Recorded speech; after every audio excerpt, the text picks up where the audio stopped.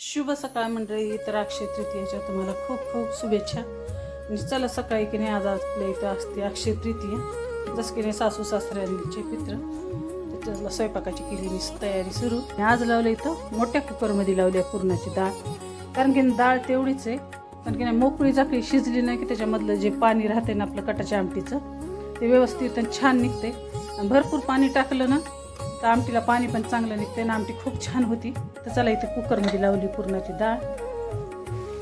फुलं आणली तोडून. आता तयारी जी आहे की नाही पूजेची स्वयंपाकाची सुरू आहे. कच्च्या खोबऱ्याची करायची कटाची आमटी.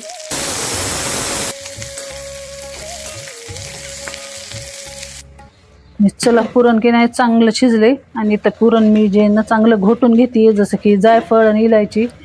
पुन्हा ते सुंठ वगैरे आमच्यात कोणी खात नाही, त्याच्यामुळे जायफळ इलायची तूप थोडंसं साजूक आपलं टाकून, आणि तूप टाकल्यामुळं कसं पुरण न बुडायला लागत नाही आणि त्याचे टेक्स्चर जे आहे की नाही एकदम आपलं पेड्यावानी तयार होते. त्याच्यामुळे थोडंसं तूप मी मध्ये टाकत असते.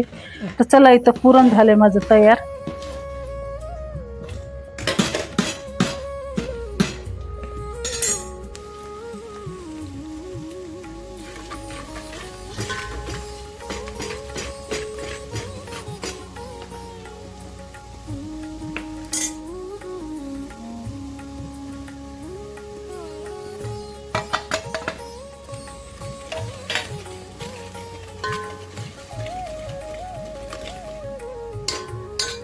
टाकते कच्चं जे खोबरं होतं की नाही त्याचे जे आहे की नाही आमटीला कच्चे खोबरं टाकले मी, आणि कांदा टोमॅटो ह्याचं जे आहे ना ते वाटण करून घेतलंय.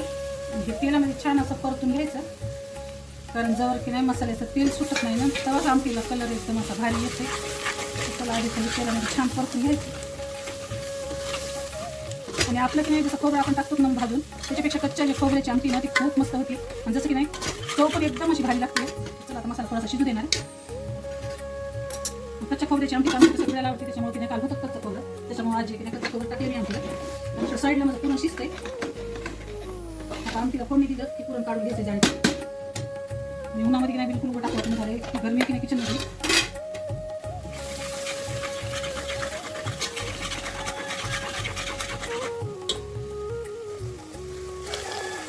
आणि हे टाकते आमटीचं काढलेलं आपण पुरणाचं पाणी.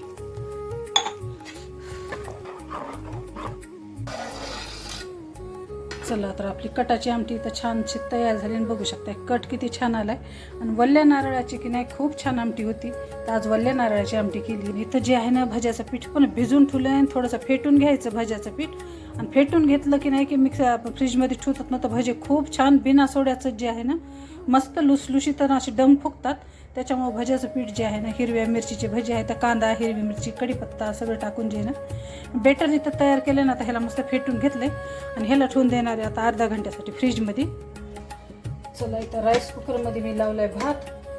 कारण की नाही पोळ्या आपल्या पापड्या आणि भजे बसतात इकडं मस्त बारीक ह्याच्यावर भात छान असं शिजून जाते. कारण की नाही अजून भजी राहिले, जसं की पूर्णाच्या पोळ्या कुरवडी पापडी, जर पूजेची तयारी पण करायची. तर चला अखेतीचं काम जे आहे स्वयंपाक जे आहे ते सुरूच आहे. पूर्ण व्हिडिओ जे आहे स्किप न करता नक्की बघत राहा. कारण आपल्या घरच्या की नाही सगळ्यांच्या घरच्या वेगवेगळ्या परंपरा असतात, पूजा वेगवेगळी असते. तर आमच्या इथं अखेती कशा पद्धतीनं आम्ही करतो, सासू सासऱ्यांना कसं जीव घालतो, जसं की नाही आपले आजी आजोबा गेलेले असते तर त्यांना कसं जीव घालतो ते जे आहे ना तुम्हाला ह्या व्हिडिओमध्ये मी शेअर करणार आहे ना. सगळ्याच्याच घरी आकेदी असेल, त्याच्यामुळे आकेदीच्या खूप खूप सगळ्याला शुभेच्छा. तुमचा पण स्वयंपाक चालू असेल तुमच्या इथं आकेदीला काय करतात काय नाही पित्रांना जीव घालण्यासाठी ते नक्की कमेंटमध्ये सांगा. आणि पूर्ण व्हिडिओ जे आहे ना स्किप न करता नक्की बघत राहा. आणि चला आज आला आहे पहिला आंबा आपल्या घरी. आणि आजपर्यंत काय आंबा आम्ही आणत नाही. जसं आमच्या घरचे आज पित्र जेवतात ना, आज आकेदी असते ना तर आता आकेदीपासून जे आहे ना पित्राला जे आहे ना आंब्याचा निवद असते, जसं की पुरणपोळी त्याच्यासोबत रस. तर त्यांना आधी आंबा खाऊ घालून पुन्हा जे ना आपण आंबे खायला सुरू करतो. तर आज पहिला आंबा जे ना आपल्या घरी आला आहे आकेदीचा. आणि थोडंसं पाण्यामध्ये टाकलं आहे की नाही आंबेनं खूप गरम आहेत उन्हाचं आणलेले. थोडीशी गार झाली की रस करून मग छान फ्रीजमध्ये ठेवायचा. आणि आजपासून आपला आंबा खाणं झालं आहे सुरू.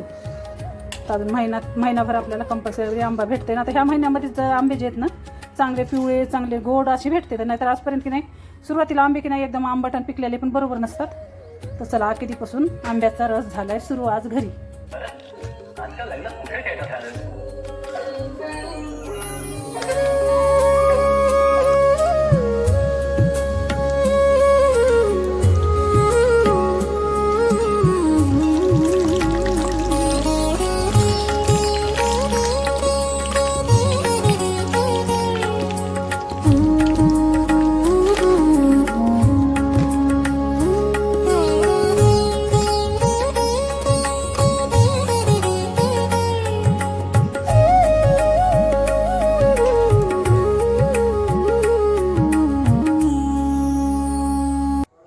चला माझा सगळा की नाही स्वयंपाक पण होत आला आणि का कसं आधी मी जे आहे की नाही पूजा मांडून घेतली, कारण आकाशचे डॅडी आले की नाही की मग ते कळसा बिनगिजेनं त्यांच्याच हाताने भरावं लागते. तेवढंच फक्त राहिले. सगळी पूजा वगैरे मांडून घेतली, दिवा ते सगळं लावून घेतलं, फुलं ते सगळे. आणि आता फक्त की नाही जसं की नाही आता आपले सवाशीन पितर जे यायची तयारी झाली आहे. आणि 2-2:30ला सांगितलं होतं, पण त्यांच्या घरी की नाही आखेदीचा कार्यक्रम असते ना, त्याच्यामुळे त्यांना पण थोडंसं घरचं सगळं हे करून यावं लागते ना, त्याच्यामुळे सगळी जी तयारी झाली ना आता की नाही इथे येणारच आहे. त्याच्यामुळे आधी तर पूर्णाच्या पोळ्या टाकून घेतल्या.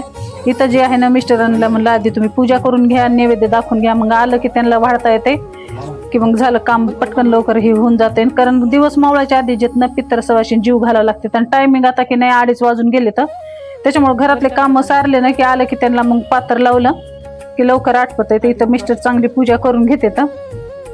आणि पुन्हा आकाशनं आम्ही सगळ्यांनी जे ना अशा पद्धतीने पूजा करून घेतली ना, आमच्यात जे आहे की नाही आखेदीची अशी पूजा मांडते. तर जसं की नाही खाली पत्रवाळी ठेवली मी आणि त्याच्यावर की नाही आता त्या गव्हाच्या मधल्या ठुश्या असतात ना ते ठेवून त्याच्यावर जे आहे ना हे एक मोठंच मटकं असते आणि त्याच्यावर एक छोटं मटकं असते.